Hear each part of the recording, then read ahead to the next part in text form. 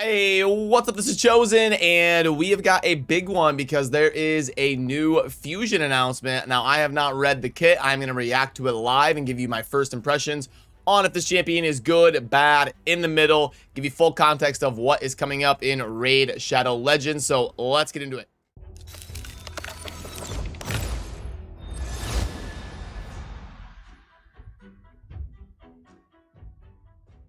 Alrighty, so the Fusion champion is going to be a Barbarian right here, and I can go ahead and pull up the artwork right there, and then the champion's name is going to be Opardin Clanfather. Now, pretty cool aesthetically. Raid always does a good job with the look and feel of champions. I love the hammers. Super cool. Definitely fits the Barbarian aesthetic. And this is going to be launching on Monday, January 17th. So exactly a week from now. Going to be a legendary scaling with HP. So going to have a pretty good base HP probably. And it's going to be magic affinity. Now, Plarium's own words on this champion before we get into the actual kit is Opardin Clanfather should become a great addition to the Barbarian faction that lacks currently HP and support champions. He has a continuous heal buff in the skill set that will keep your team alive and might have some nice synergy with other champions in this buff. Also, Opardin's passive skill will boost an ally's turn meter each time that ally gets healed by a continuous heal buff. All right, so there we go. Now let's go ahead and pull up the kit and let's grade this guy live. So, all right, there we go. And by the way, I wish it showed us the books and stuff like that, the buff debuff chance and the cooldowns. We've been giving this feedback for years when they leak these kits to us, and they just never give us that information. So it's hard to grade this guy perfectly accurately, but I'm going to do my best based off of the information we have here. They probably don't do that because they're hoping to be able to adjust things on the fly, add a book here, remove a book here, stuff like that after they see how the community is receiving something. But anyway, we've got the A1 is going to be paired hammers, attack one enemy 2 times. Perfectly fits with the aesthetic that he has, so I like that. Each hit with a 50% chance of decreasing the target's turn meter by 5%, and a 50% chance of filling this champion's turn meter by 5%. You could probably book that up to 60 or 70% or something. So a multi-hitter that's going to be swinging turn meter, I mean, could be very good for like a Fire Knight situation or something like that. So pretty decent A1 with the multi-hitter and the turn meter manipulation. Then the A2 is going to be attack all enemies and heal all allies by 10% of this champion's max HP. Heals all allies under a continuous heal buff by 15% instead. So if they've got a continuous heal, you're going to be getting a 15% scale off of his heal.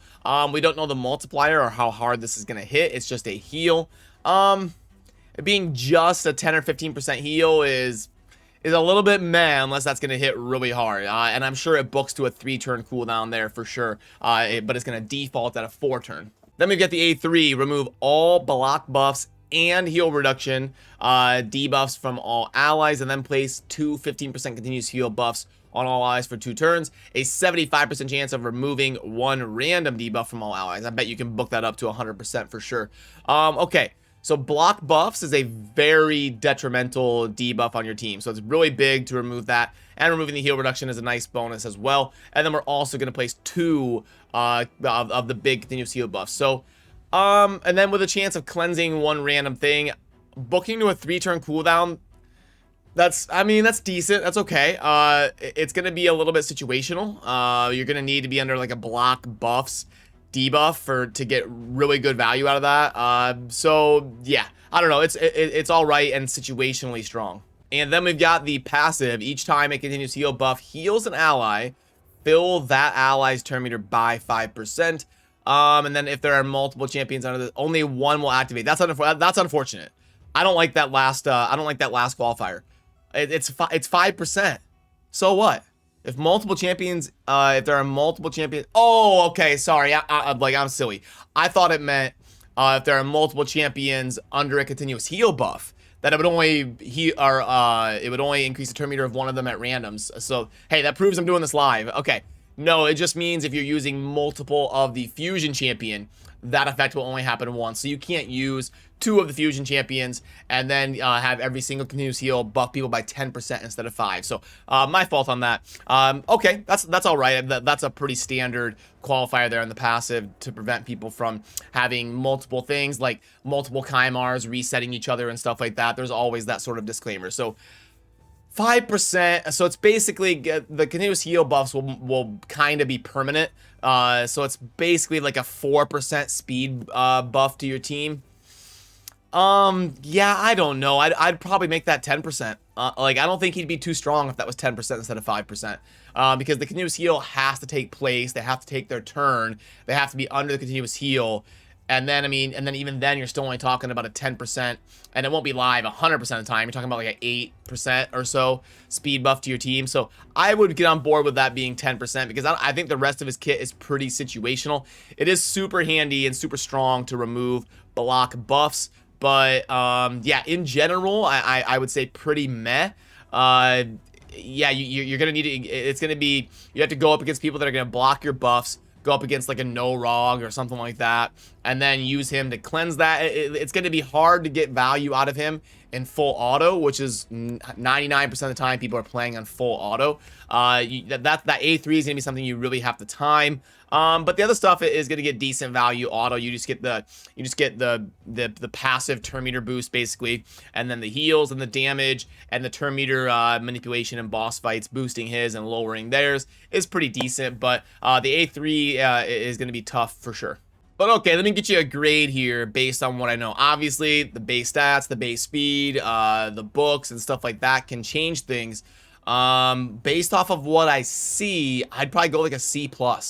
I'm not loving the design here. I like the concept of countering the block buffs because that's super critical to be able to counter for your team. And I like the passive turn meter boosting off of heals. But I just think it's not quite enough, and it's not quite good enough on auto in most circumstances. So I think there's a few things they could do to bump this up to a B+, just some simple tuning. But as of right now, based off of what I see here, which is subject to change admittedly, I'm going to go with a C+. But let me know what you think down below. Am I being too harsh? Do you disagree? Do you agree? Really enjoy hearing your perspective as well.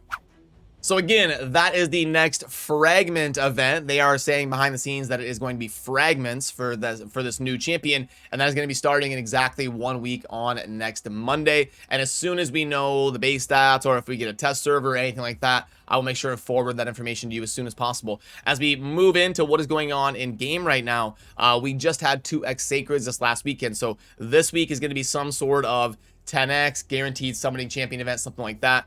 And then next week should be 2x voids based on the normal rotation. So in about 11 days, we will have 2x void shards. It is going to be an off week for clan versus clan. And then next week, if they go by the normal rotation, next week is going to be a busy week. You might want to try to save up some resources here this week and kind of take it easy, because we're supposed to get the new Fragment event starting on Monday, and then on Tuesday, if they go by the normal calendar, we're going to have a CVC. So you're going to have the Fusion, CVC, all sorts of craziness coming. We're supposed to get that patch 5.10 soon. So yeah, gonna be a busy time in Raid here. This will be the calm before the storm, before things really ramp up here towards the middle of the month.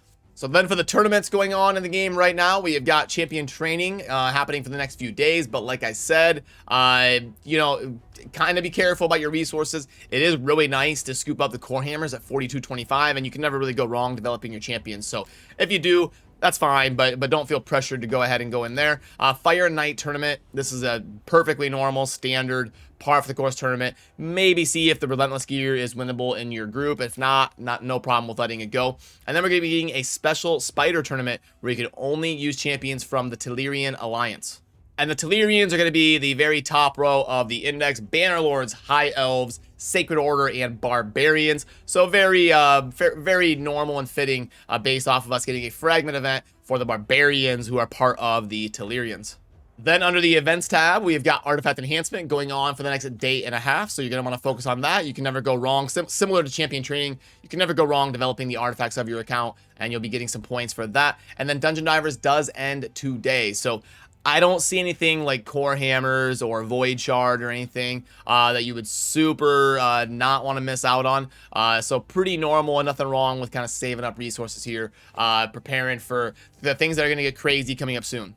But make sure you focus on your clan quests. You can see here that today is the day. You've got to either claim something or get the ones done that you claimed. Focus on that today, and then go into the clan shop and spend your clan tokens accordingly, because that is going to be resetting. And then similar to that, we have also got the Hydra keys. It is time to get your assignments done and hand it in, because we've only got a day and a half on the Hydra. I always treat my Hydra keys like I'm in college and I've got an assignment due at the end of the week, and it's due on Tuesday morning, so I wait until Monday night at 2 a.m. To go ahead and do it real quick before it's due. That's how I treat my Hydra keys. It's like, do I have to do it today? No, I still got a day and a half. I'll do it tomorrow. So for whatever reason, that's kind of the feel I get from Hydra. It's kind of like a homework obligation I got to do, and I put it off as long as I can. But anyway, you've got about a day and a half on the Hydra, and then also remember the arena reset. So you're gonna want to get to your proper tier. You can see I dropped to gold 3 overnight because of the reset. So I've got to jump in, get back to gold 4 before I start spending my keys on things like Clan Boss and Hydra, because those base stats can really have a pretty big effect on the results of your run. So make sure you're focusing on that. And then also, if you want to participate in the Moth movement, MOTH, Monday through Thursday, set one-person defenses in the tag team arena so we can all farm up the tag team arena together, and then we can fight over our rank as we get closer to the weekend. You also don't want your tag team arena rank to drop this week, because we are going to be having CVC starting in about 8 days, and tag team arena is a massive source of points for CVC, so something to keep in mind here as the week has reset. And this is normally where I would go in and grade the offers, but for the last like 3 or 4 days, I cannot see any offers in the game. I don't know what's going on. My account is bugged or something, because I don't see anything. So I only see the monthly pack the last few days. I'm gonna have to reach out to them and see what's going on with my account and why I cannot see packs going on. But yeah, so really nothing to grade for you here, unfortunately. I'll have to figure out why they're not showing up on my end. I've tried restarting my game. I've tried everything. I can't get them to show up. So anyway, can't really grade the offers for you until I get my account fixed to be able to see them. So alrighty, that will do it for this one. And remember, just a quick reminder, the Fragment Legendary event is going to be starting on Monday, exactly a week from now. CVC will be around that same time on next Tuesday, and I am going to be heading over to stream right now. If you'd like to come hang out and say hi, I'll be next live for the next few hours. Down below is the link if you would like to click on over and stop on by. But anyway, good luck, have a great start to your week, and I will see you soon. Peace.